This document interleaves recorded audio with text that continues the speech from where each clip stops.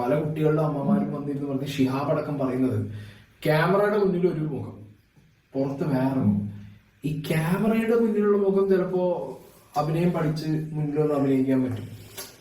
ചിലർക്ക് ക്യാമറ ഓണാക്കുമ്പോൾ അതൊരു ശീലമായിട്ട് മാറാൻ പറ്റും. അതായത് ഞാൻ അഭിനയിക്കുകയാണെന്ന് പറയുന്നത്. ക്യാമറയുടെ ബാക്കിലുള്ള ആള് വളർന്ന് വന്ന് നിൽക്കുന്ന സാഹചര്യം എന്ന് പറഞ്ഞാൽ അത് പണ്ട് മുതലുള്ള അയാൾ എന്താണെന്ന് അറിയണം. ഒന്നും രണ്ടും അല്ല, 4 മുഖം.